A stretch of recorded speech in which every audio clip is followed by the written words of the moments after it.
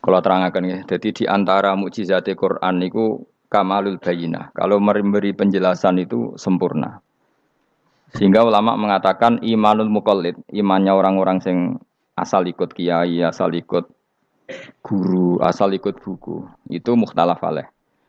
Bahkan saya sendiri cenderung mengatakan iman itu tidak diterima. Karena manusia dibekali akal, inginnya Allah itu dengan akal itu dia punya kepermanenan iman, apa? Punya kepermanenan apa? Iman dan dengan itu dia imannya mujma'aleh, mesti diterima oleh Allah Subhanahu wa taala karena bin nadzari sahih dengan logika yang benar. Dan logika yang benar itu gampang sekali. Beberapa ulama tentu tahu sekali, bukan sekedar tahu sekali karena itu diajarkan Allah dan Rasul. Misalnya begini, kata Allah, saya kalau baca ayat-ayat ini itu sering nangis karena Allah yang Tuhan itu sebenarnya tidak butuh kita. Saya ulang lagi, Allah yang Tuhan itu tidak butuh kita, juga tidak butuh iman kita. Tapi Allah ingin hambanya itu berakal ya, karena agama itu likaumi yakilun sehingga berpikirnya benar. Misalnya gini kata Allah, enggak apa-apa, kamu menuhankan selain saya itu enggak apa-apa kata Allah. Enggak apa-apa Yesus kamu katakan Tuhan enggak apa-apa, kamu katakan batu Tuhan enggak apa-apa. Tapi tolong prosedur ya, prosedur atau persyaratan menjadi Tuhan itu kamu lengkapi, yaitu punya prestasi menciptakan langit dan bumi. Kalau tidak semua surun semen kata Allah, sementing urun gitu. Jadi sebetulnya itu kan rasional. Misalnya nggak apa-apa kamu merasa jadi presiden atau gubernur atau jadi wali atau jadi apa. Yang penting prosedurnya penuh. Itu kayak apa Allah baiknya pada kita. Sehingga saya berkali-kali, makanya menurut saya orang alim itu wajib memaklumatkan kalau dirinya alim. Supaya jelas aturan mainnya. Yang dilarang Allah itu kan memaklumatkan alim kemudian ingin hadun nafsi, ingin salami template, dicucuk, dihormati itu kriminal. Itu orang alim gendeng, sudah gendeng sekali. Karena khasnya orang alim itu tentu cari ridhonya Allah, bukan ridho khalqi, bukan ridhonya apa? Makhluk. Makhluk itu la syai', ada siapa-siapa. Dan kita harus baku seperti itu. Kenapa kalau orang alim enggak memaklumatkan kealimannya itu dikatakan salah? Karena fungsi orang alim adalah membawa bayinat, membawa ayat-ayat Allah, bukan kepentingan apa? Pribadi. Makanya Rasulullah nanti duka ngendikan idza zuharatil fitanu wal bid'u falyudhiril alim ilmahu wa illa fa'alaihi la'natullah wal malaikati wan nasi ajmain. Jika zaman akhir banyak bid'ah, banyak kebodohan, maka orang alim wajib menampakkan kealimannya. Jika tidak, maka dia mal'un, dilaknati langit dan bumi. Karena sebetulnya logika tentang Tuhan itu gampang sekali. Saya ulang lagi ya. Saya punya sekian contoh betapa tauhid itu mudah. Jadi kalau ada orang bilang ikhlas itu angel, Gus. Ya dia sendiri goblok karena nggak tahu logika apa. Ikhlas itu justru gampang. Misalnya kamu ngamal demi manusia, manusia itu umurnya hanya berapa coba? Kan pasti mati. Lalu kalau dia mati tidak berkutik. Bagaimana Anda bersandar sama seseorang yang mati dan tidak berkutik? Sama-sama bersandar sama zat sing al-hayyul qayyum, sama zat yang abadi. Kamu latih terus akal kamu. Misalnya saya punya jamaah banyak, mereka itu kan nggak jelas surganya. Kok harap-harap syafaatnya piye? Soalnya jamaah aku mlebu neraka kabeh. Kan nggak mungkin nyafaati saya. Atau mereka mlebu swarga kabeh, wis do sibuk kelon mbek widadari. Mungkin ya ndak ngurusi saya. Jadi dua kemungkinan itu sama-sama ndak ngurusi saya. Mlebu neraka ya ra iso nyafaati, kan mlebu swarga. Do sibuk napa? Ngeloni widadari karena trauma di bocah elek, melarat macam-macam. Sehingga kiainya saja wis ora takok Gus Baneng ndi wis ora takok. Seribet dhewe no. Nah, tentu saya juga sibuk sowan pangeran sudah itu makom saya sudah sibuk sowan pangeran. Kowe pesta seks sing kula sowan pangeran. Wa swargame ayate pokoke inna ansa'ana gunna napa? Insya'a faja'alna gunna. Abkaro bar kelon dadi prawan neh berarti keloni serepet. Kula insyaallah melok daftar sing fa amma in kana minal muqarrabin farauhu warihan. Jadi surganya muqarrabin itu enggak ada sifatnya. Di situ enggak dibakas bidadari, makan-makan enggak, tapi farauhu warihan. Satu surga yang sifatnya rohani. Karena enggak bisa disifati. Tapi saya daftar di situ ya hanya beberapa jam. Bariku ya gabung kon.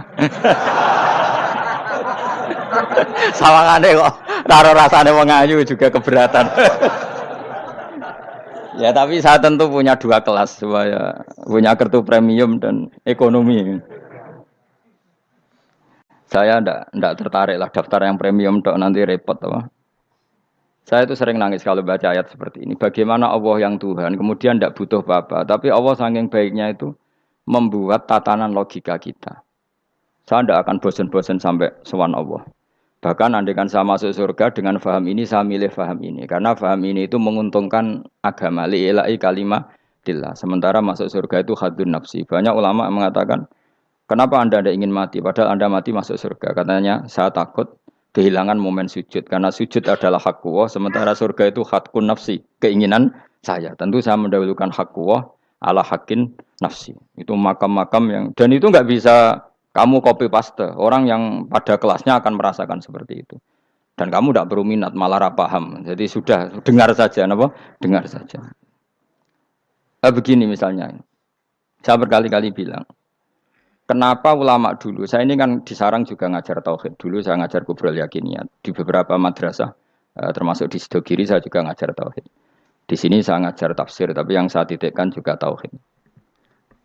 Begini, saya hidup di dunia ini terutama saya memang ingin menerangkan tauhid sebagaimana Allah menerangkan. Begini ya. Jubair bin Mut'im, saya tidak bosan-bosan cerita ini. Jubair bin Mut'im itu termasuk dahiyatul Arab, cerdas-cerdasnya orang Arab. Dia ditunjuk sebagai negosiator untuk membebaskan Asra Badrin, tawanan perang Badar yang kalah dan ditawan Rasulullah dan para sahabat. Kemudian harus ditebus dengan uang. Oke, disepakati terus. Singkat cerita Jubair bin Mut'im itu datang ke Madinah. Dulu karena tidak ada hotel, tidak ada penginapan, ya memang nginapnya orang musyrik itu di masjid.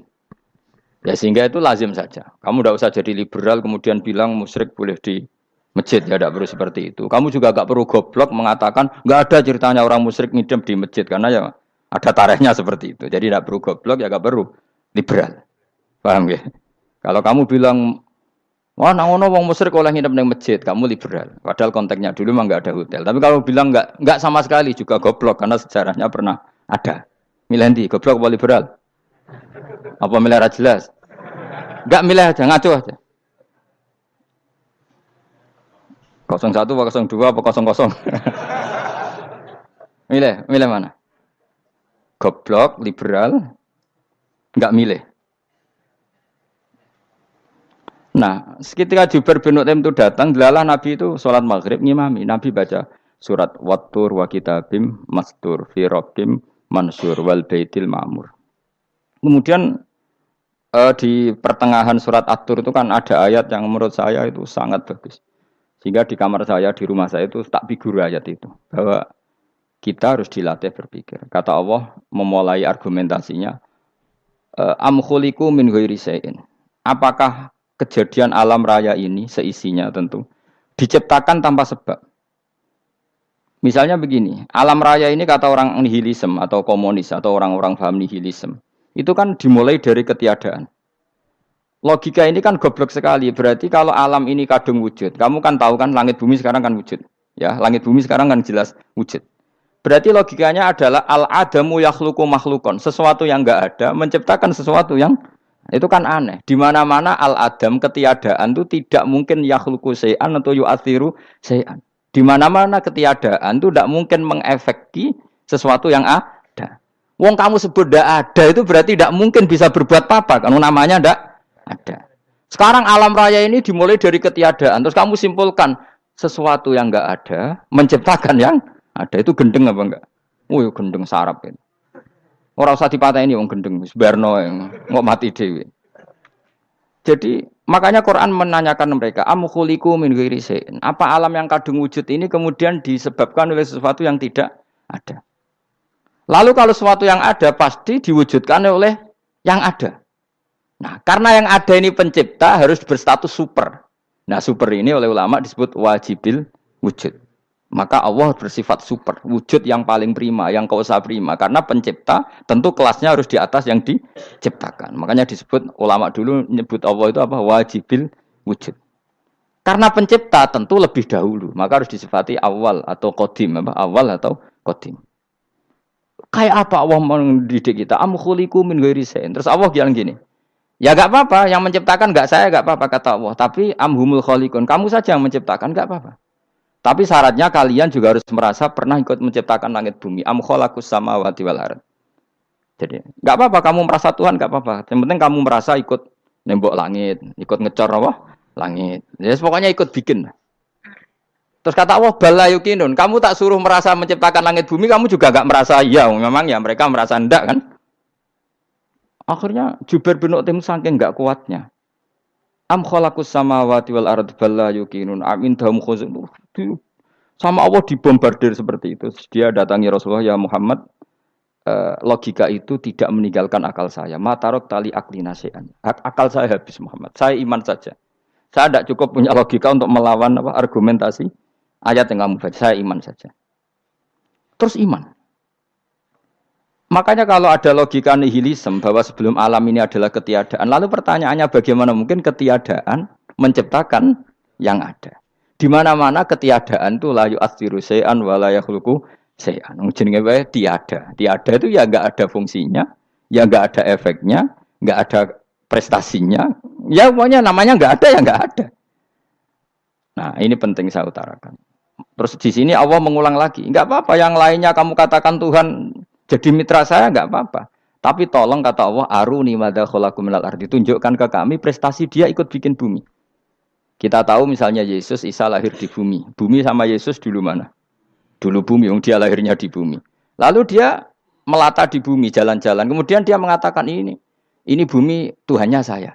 Jadi bumi kok enak, dhisik aku je. Tua aku je, bodoh-bodoh pangeran aku dong. Lebih apa? Tua. Jadi Allah itu gampang sekali. Nah sekarang orang iman itu kuwajo semua. Makanya ndak wali-wali. Imane mbek Allah taklid, njaluke aneh-aneh, njuk bojo ayu, sugih, jabatan.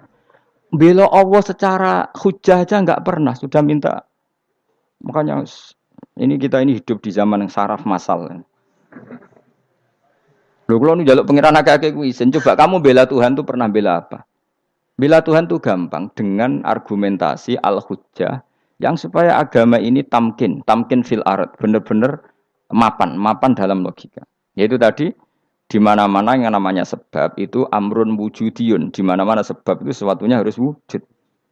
Paling tidak kita sudah menolak nihilisme. Apa? Nah, nihilisme. Lah wujud karena wujud awal harus berstatus prima. Lah prima itu dalam bahasa ulama disebut wajibil wujud. Makanya ulama dulu ngelatih kita itu pertama Allah itu siapa? Zat sing wajibil wujud. Itu satu filosofi yang luar biasa. Nah, kemudian setelah itu ada setan-setan kecil yang nganggur, yang iseng.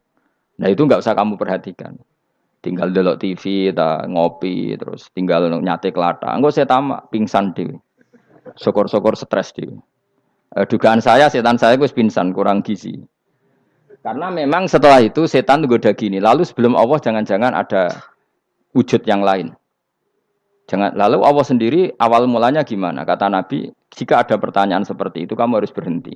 Tinggal delok TV atau tinggal penting aja delok dangdutan. Ya kalau kepeksa ora apa-apa, kelasem ae. Saya tidak menghalalkan tapi kan sudah kamu lakukan.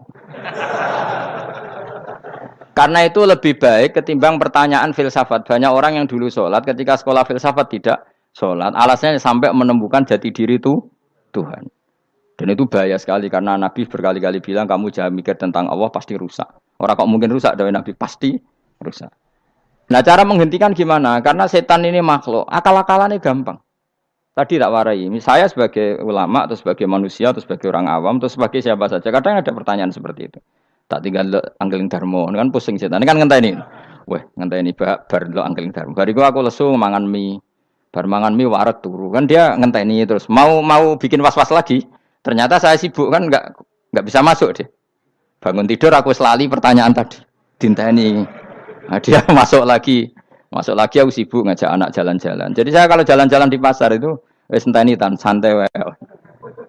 Itu memang resep dari Rasulullah. Jangan sampai orang terjebak filsafat yang sampai menanyakan eksistensi Tuhan. Dan dia tidak mau iman, tidak mau sholat, tidak mau puasa sampai menemukan Tuhan itu siapa. Itu jelas minas syaitonir rajim, itu perilaku setan.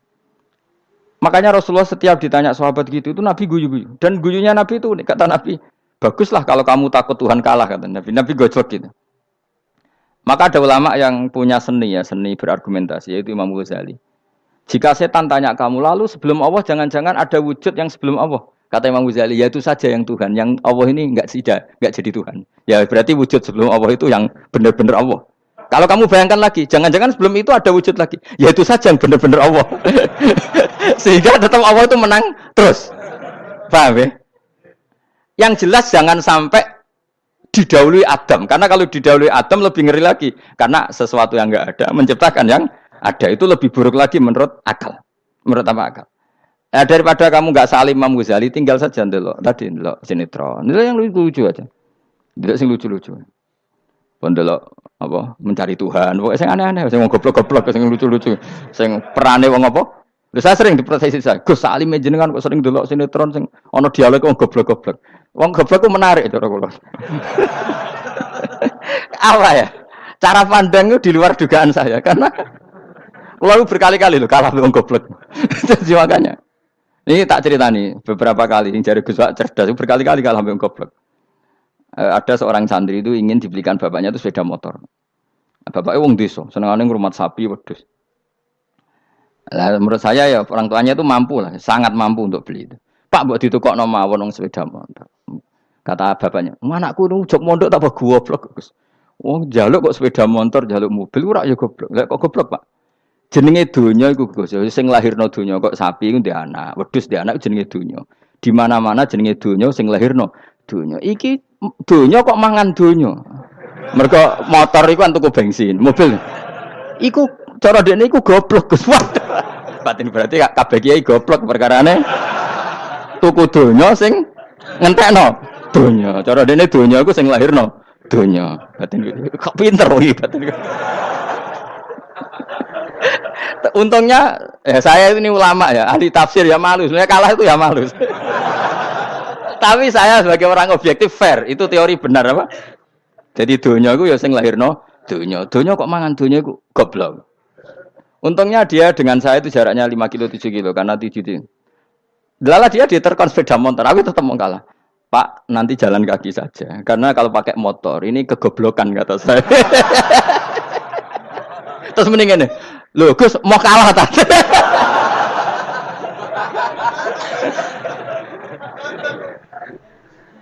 Wah kacau.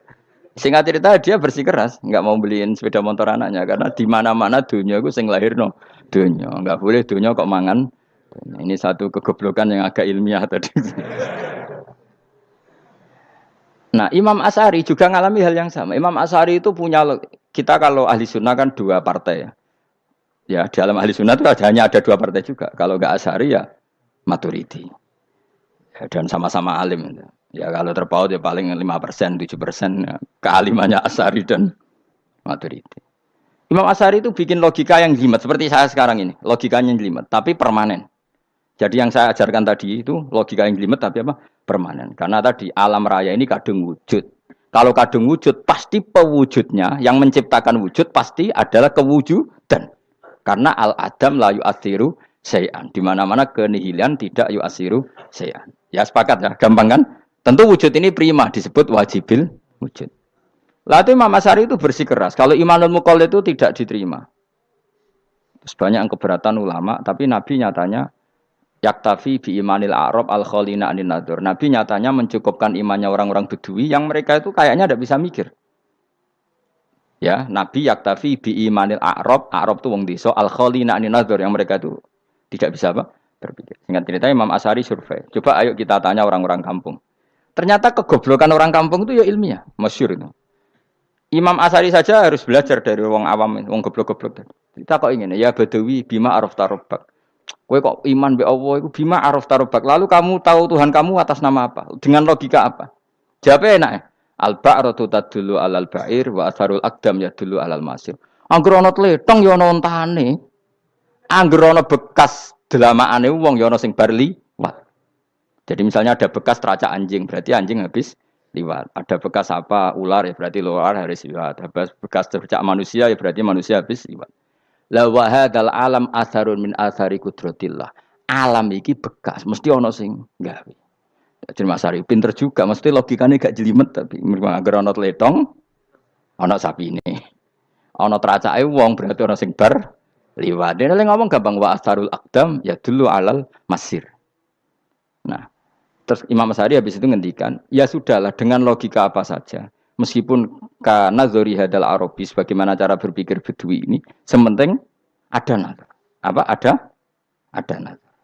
Ya nazar apa saja. Misalnya orang ahli matematika mungkin bilang angka dimulai dari 1. Nol itu akal-akalane Khawarizm. Mergo ini kebingungan nulis 10. Tapi tetap angka itu dimulai dari 1. Kalau misalnya 1 untuk mecah kesulitan ya harus dimulai 0,1. Tidak bisa 0 tok. Jadi 0 dulu itu untuk mematahkan kalau jumlah itu tidak sampai 1. Tapi faktanya jumlah itu kan pasti 1 karena dimulai dari wajibil wujud. Khawarizm itu ya pintar matematika. Saya juga punya ilmu hisabnya Khawarizm. Itu kan dia karena kebingungan angka pecah. Misalnya 1 tidak sampai 2. Mau tidak mau harus ditulis 1,5 misalnya. Paham ya? Lalu kalau sebelum 1, tetap dia harus 0,5. Lalu hakikat 0,5 itu kan bagian dari wujud apa bagian dari Adam? Tetap bagian dari wujud. Jadi 0,5 itu kan khayal kuliah. Tak warai ya. Mungkin saya ada ahli matematika ala wong kampus, tapi saya tahu Kang, ala Islam itu lebih gampang. Misalnya gini, sesuatu itu kadung kamu putuskan itu satuannya 1. Tentu ketika separuh kamu katakan baru separuh. Tapi sebetulnya ketika satuan itu kamu katakan 10, yang separuh itu sudah 5. Itu kan terserah sing bagi, no? Terserah sing bagi. Ya iya dong, misalnya 1,5 juta, 5-nya artinya apa coba? 500.000 kan. Sekarang kalau 100.000, 5,5-nya jadi berapa? 50. Kalau 1,5 jadi. Nah itu kan terserah satuannya apa? Tapi tetap dari 0,5 itu tetap menunjuk sesuatu yang wujud. Yaitu 5-nya sebetulnya apa? 5 yang separuh tadi. Paham sih kalau maksud? Tetap nggak bisa sesuatu dimulai dari apa? 0. Nah, makanya kata Abdul Hamid Khan kalau dalam mendidik tauhid, itu gampang saja tadi. Alam raya ini kadung maujud. Kalau kadung maujud pasti disebabkan oleh sesuatu yang wujud. Karena wujud pencipta harus berstatus prima. Lah prima ini atau premium ini kita sifati wajibil wujud. Atau kamu katakan apalah kausa prima atau musabibul asbab. Nah kelirunya kita dalam berislam itu, kritiknya para ulama, kita ini nyebut Allah dulu baru menceritakan status Allah. Kalau zaman Nabi itu dibalik. Status wajibil wujud itu kita terangkan dulu, baru yang oleh Islam itu namanya Allah. Paham ya? Kan beda, misalnya gini logikanya gini, kamu ketemu orang ateis, saya ulang lagi, kamu ketemu orang ateis, terus kamu ditanya, lalu alam ini yang menciptakan siapa? Allah Jalla Jalaluh. Mesti kan tanya, man huwa Allah, Allah itu siapa? Kalau dulu Islam mengajarkan enggak gitu, surat pertama turun apa coba? Iqra. Iqra itu enggak nyebut kata Allah, Iqra bismi rabbika. Rabbika itu siapa? Alladzi khalaq. Sebutlah nama Tuhan. Yang berhak menyandang Tuhan adalah zat yang pencipta. Itu tidak ada kata Allah. Di surat Mudatsir, surat kedua. Ya ayyuhal mudatsir kum fa'anzir wa rabbaka fakabbir. Bukan Allah fakabbir, wa rabbaka fakabbir. Sehingga cara berpikir gini dibalik. Sebutlah Tuhan kamu. Tuhan itu siapa? Yang berstatus Tuhan adalah zat yang berstatus pencipta. Nah, lalu pencipta ini oleh Islam dinamai Allah. Kalau orang ateis kamu langsung bilang Allah, man huwa Allah. Berarti pertanyaannya Allah itu siapa? Lalu kamu menjelaskan Allah adalah pencipta. Allah adalah wajibil wujud. Tentu lebih gampang kamu terangkan. Makanya Al-Quran menerangkan amuhuliku min ghairi syai'in. Maknanya saya di sini maknanya ya Allah. Apa? Allah. Apakah mereka diciptakan tanpa pencipta? Tentu setelah Islam tahu itu namanya siapa? Allah. Paham ya? Kalau balik malih. Jadi sebetulnya Quran itu ngajari kita itu ilmu mantek yang luar biasa. Misalnya, ya Yuhanna su'budu siapa? Rabbakumul ladzi khalaqakum walladzina min qablikum. Sembahlah Tuhan. Tuhan itu siapa? Pencipta kamu dan pencipta orang-orang sebelum kamu. Lalu Tuhan ini oleh Islam dinamai Allah. Tapi kalau langsung kamu bilang ke orang ateis atau orang Uni Soviet, Allah itu Tuhan. Allah itu siapa? Sebab itu di beberapa ayat dijelaskan dulu status Allah. Sifatnya Allah, keekhasan Tuhan.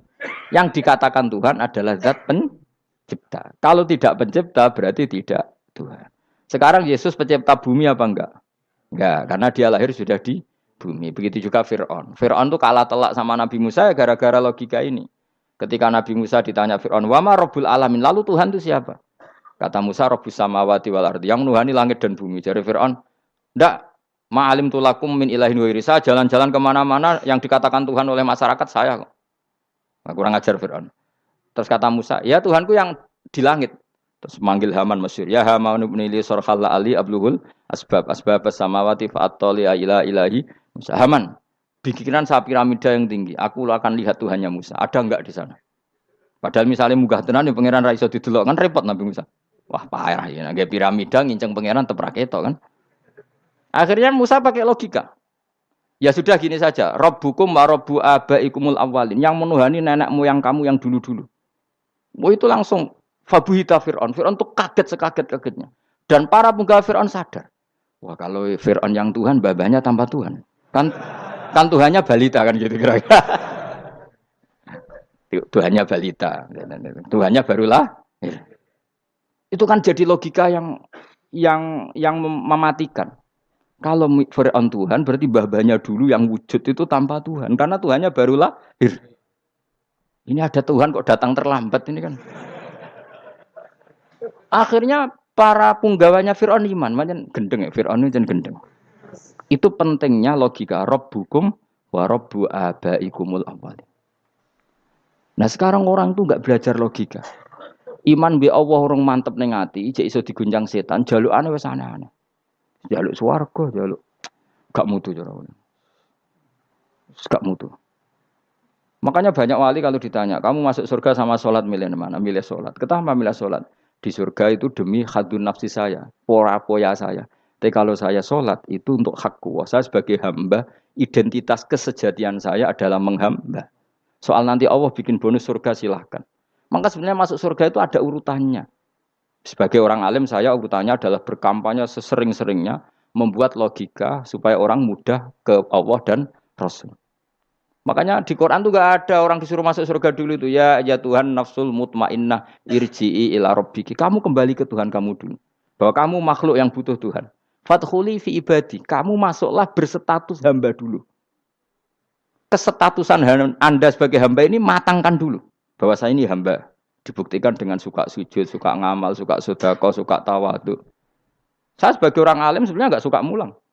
Karena takut. Nak kue pinter kok nyaingi aku, nak goblok sawangannya metodeku gagal. Kan dua-duanya ini merugikan saya sebetulnya. Saya ulang lagi ya. Nak pinter kayak nyaingi aku. Kan ya mungkin juga senajan rodok mokal mungkin. Sanggep ae rodok mungkin. Pemane nak sing ndik kan yo, biasanya hasud wong ndik. Wah itu sebenarnya rugi semua, tapi Allah yang memerintahkan hak wong alim kudu mulang. Perhitungan itu tak buang semua. Sing ape nyaingi nggih monggo, sing tetep goblok nggih. Monggo, pokoke Allah ngutus mulang ya napa? Mulang. Meskipun tadi potensinya itu dua-duanya buruk, sing alim nyaingi. Pemene nak mubalek terus didol ilmu ku ora entuk royalti, tambah parah lagi itu. Nah, aku enggak pakai logika ikhlas.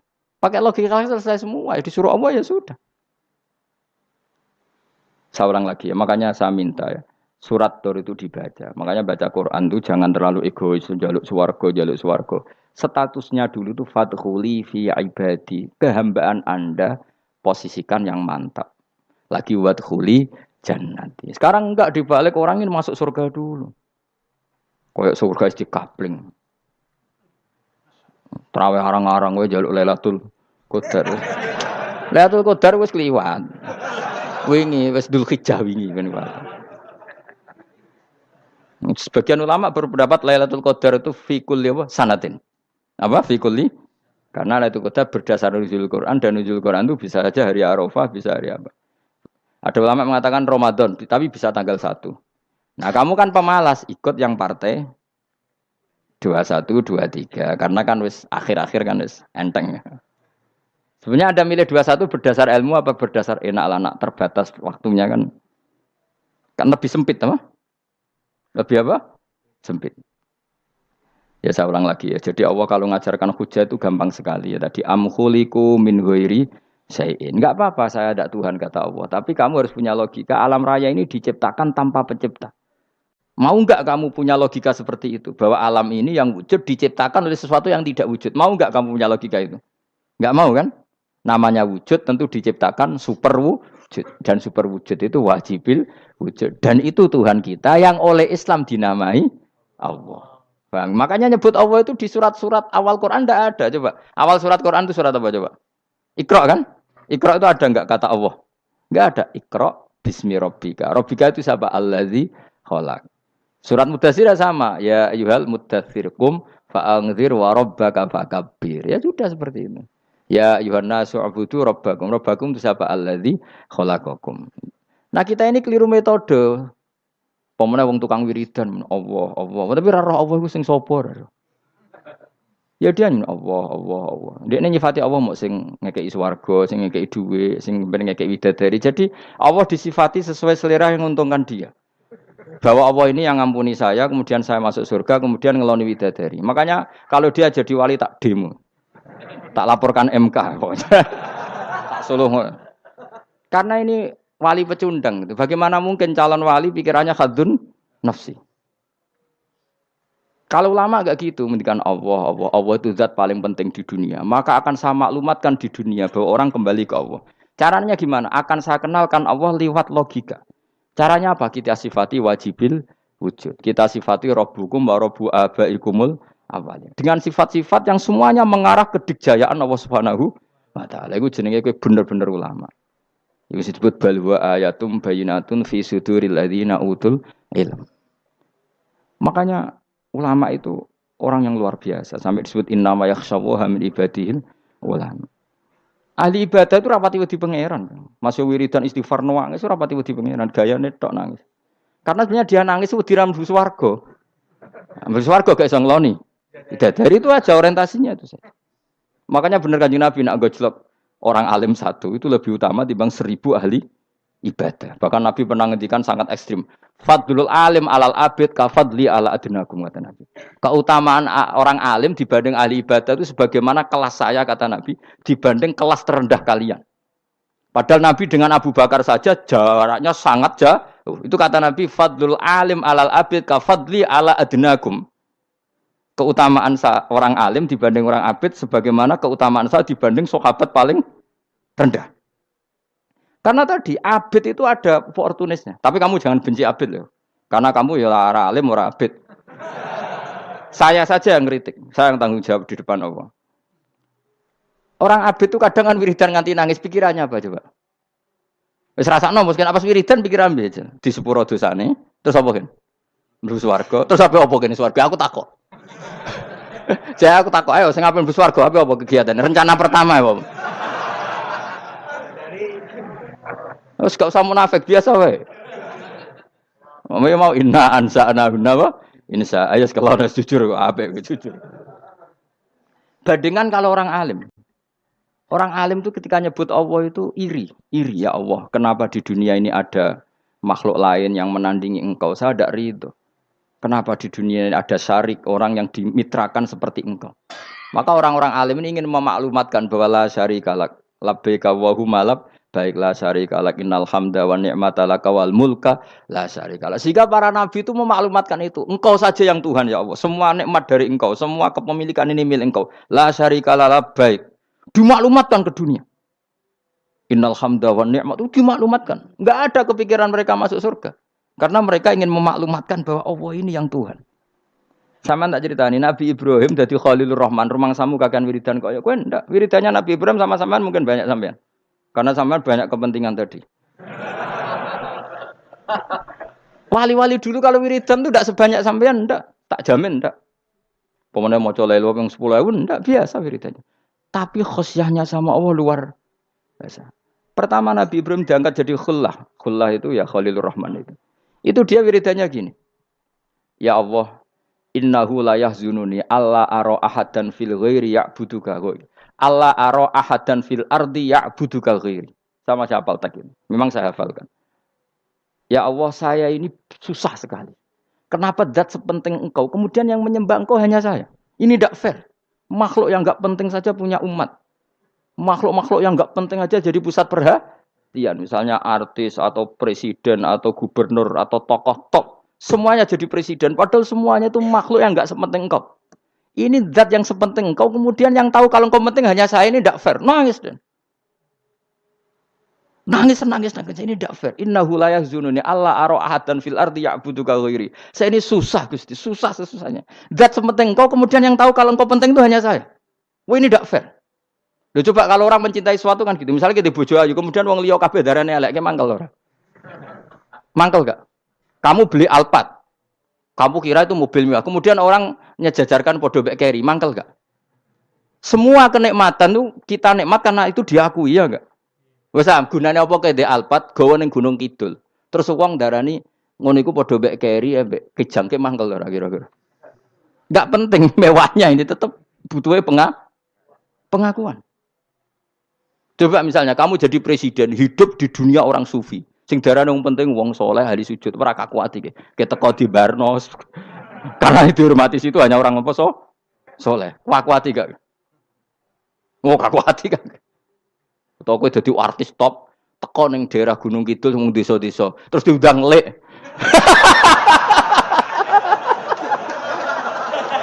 Oh mangkel kae. Le bayangno.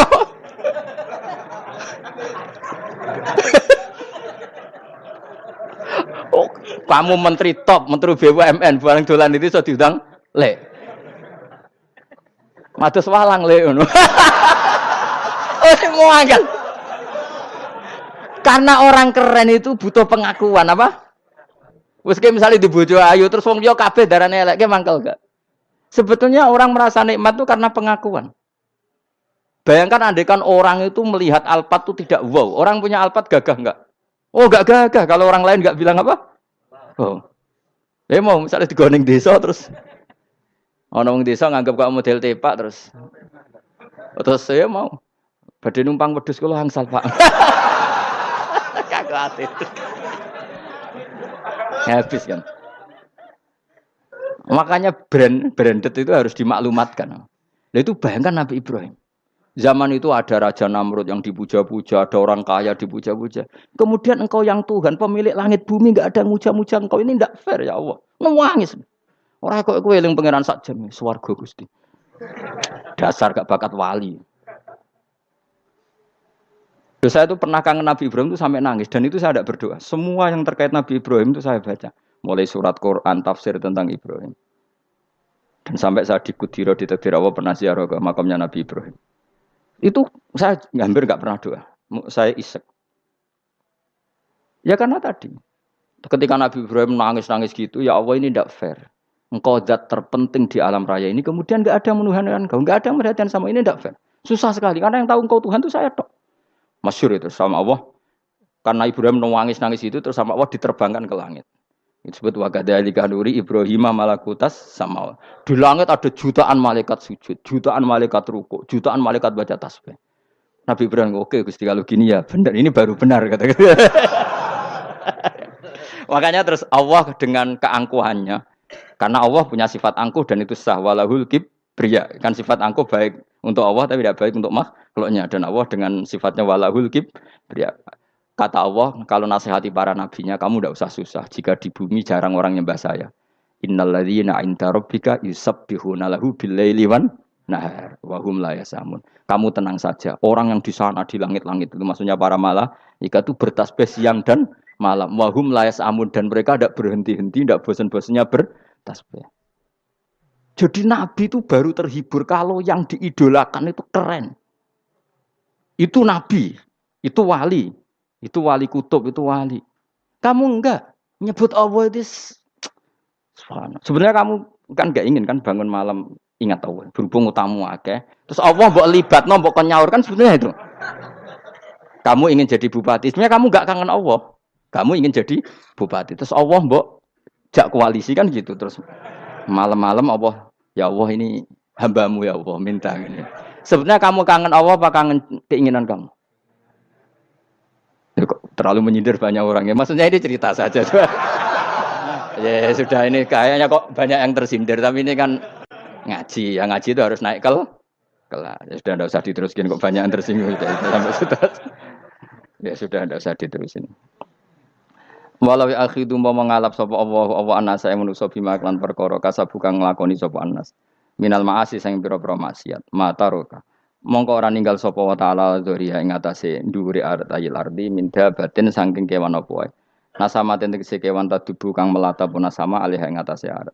Kalau saja Allah ingin merusak manusia karena dosa-dosanya, pasti tidak disisakan beberapa sesuatu yang jadi kebutuhan manusia, termasuk dabam, misalnya enggak ada hewan, enggak ada tanaman, enggak ada apa saja di bumi, karena Allah ingin mengadab manusia. Tapi nyatanya di balik mereka maksiat tetap fasilitas kepentingan manusia Ada karena sifat ghafurnya Allah, sifat rahmannya Allah.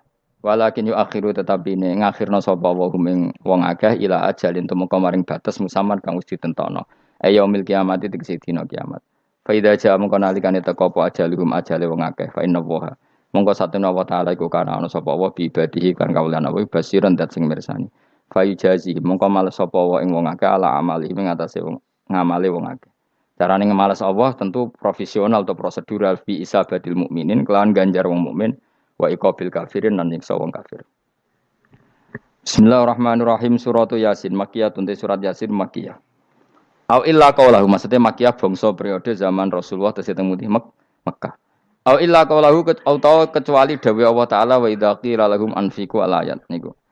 Au madaniyatun utawa sebagian ulama darani surat Yasin bangsa napa? Madaniyah isnatan iku loro wa samanun lan 80 apane ayatan ayat. Jadi surat Yasin kabeh berjumlah berapa? 82 ayat. Bismillahirrahmanirrahim Yasin. Ya semua ulama makna Yasin itu makna nama lain dari Rasulullah Muhammad sallallahu alaihi wasallam. Meskipun secara ikhtiyat, secara hati-hati mufassir biasanya bilang Allahu a'lamu bi muradihi bi. Allahu a'lamu dat sing pirsa bi muradihi kelan kersane Allah bi iklan Yasin. Tapi kita tahu secara ahwalul ulama, ya saya ulang lagi, kita tahu secara tradisinya ulama tetap mengatakan Yasin maknanya ya Muhammad. Buktinya terusannya apa? Innaka laminal mursali. Innaka ke siapa coba?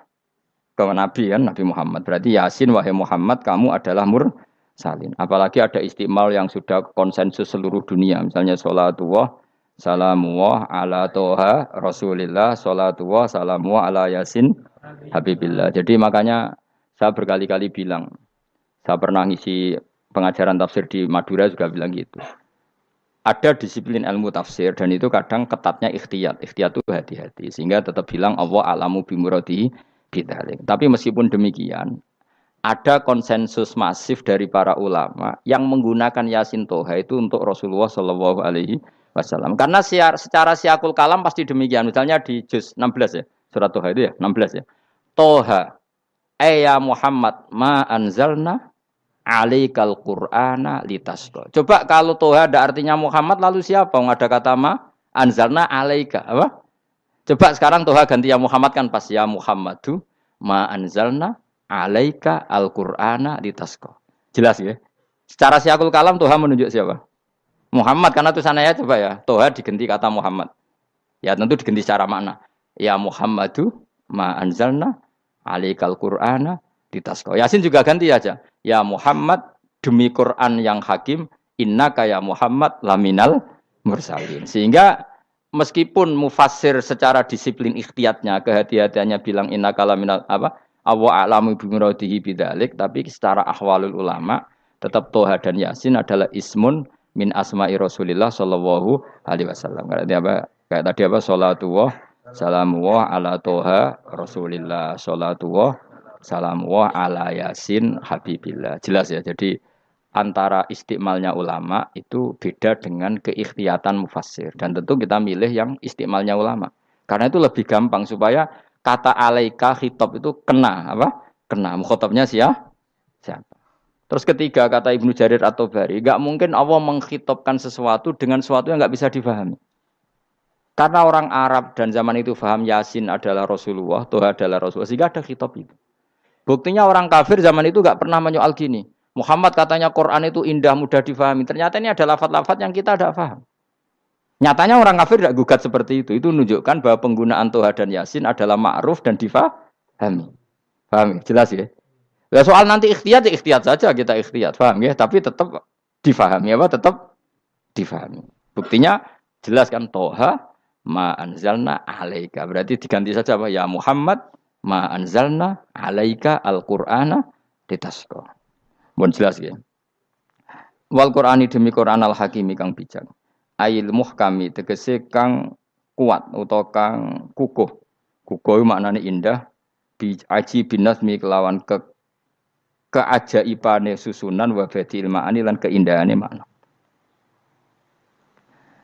Innaka saat temani sira ya Muhammad wa Muhammad lamnal mursalin setengah sangking wong sing diutus. Sungguh termasuk wong sing diutus Allah. Ora sekedar diutus ala siratin kowe ing atase jalur to dalan mustaqimin kang jejeg. Uti alaik mutalikun ta'aluk bima perkara qabla kang sedurunge iki dawuh. Aitorikil anbiya tegese kowe iku sesuai dalane para-para nabi qabla sedurunge sira. Maknane torikil anbiya ya tauhid tegese tauhid wal huda lan petunjuk. Wa taqidu tinau kiti bil qasami iklan qasam wa ghairi lan liyane qasam ngrad niku nolak liqaulil kufari marang pengucape wong kafir lagu maring nabi, wong kafir komentar ning nabi napa lasta mursala. Muhammad iku ora rasul.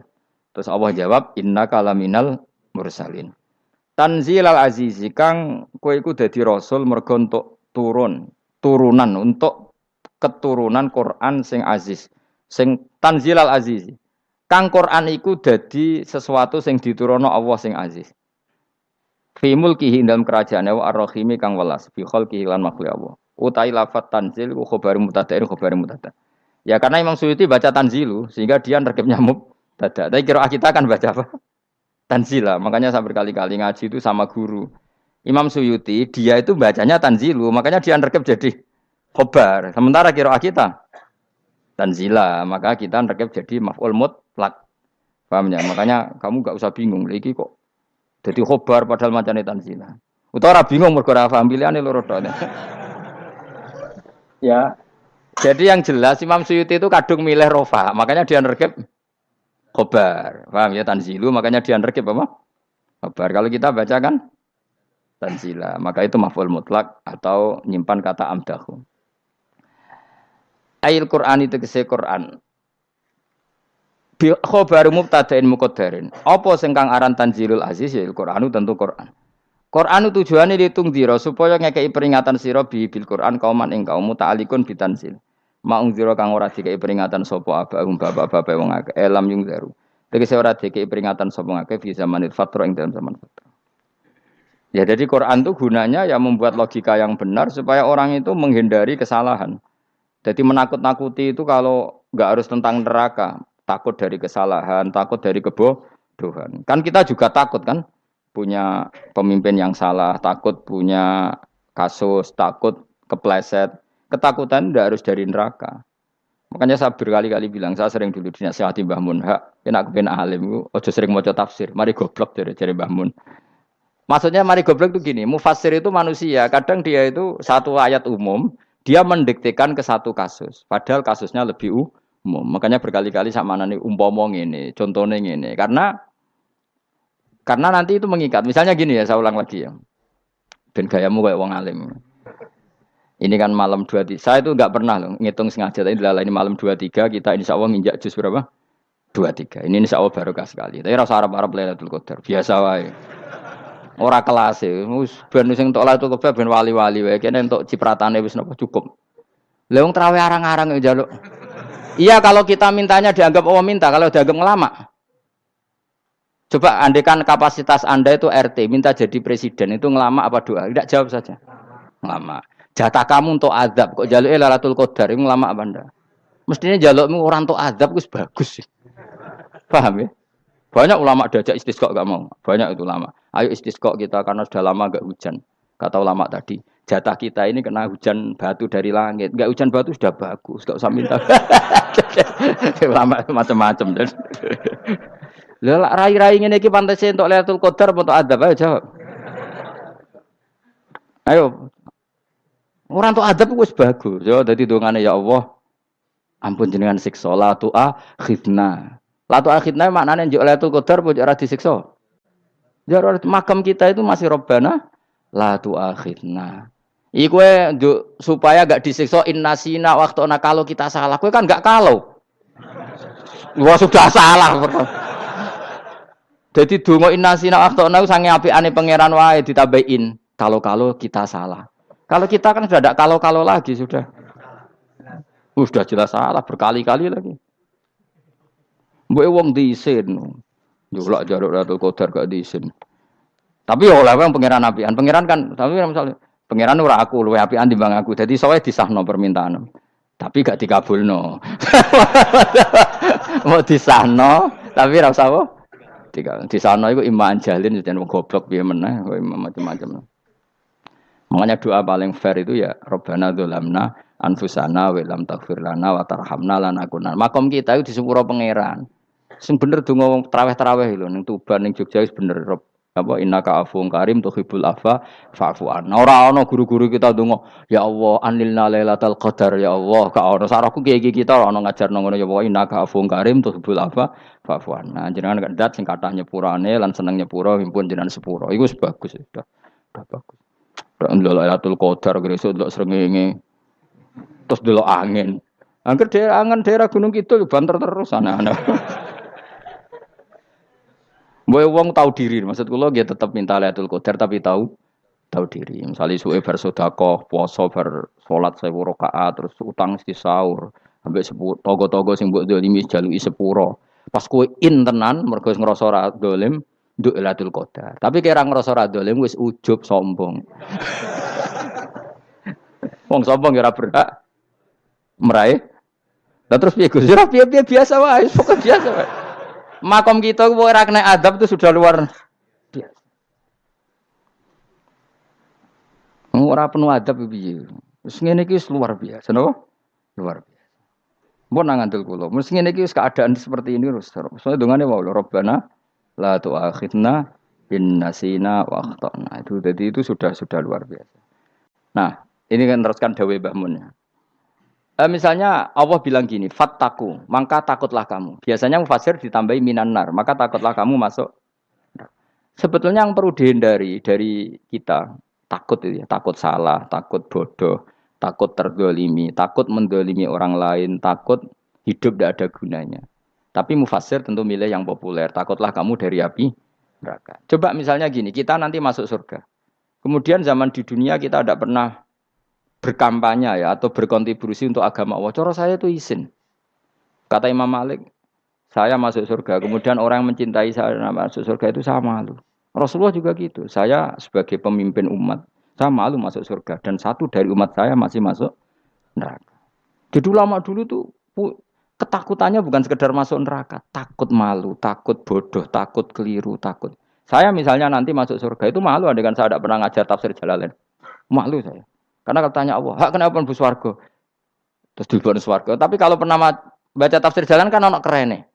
Keren artinya saya pernah mengkampanyakan Quran, pernah mengkhidmati Quran, pernah ngitmai kitab engkau ya Allah. Saya pernah ngitmai umatnya Rasulullah yaitu sampean kabeh.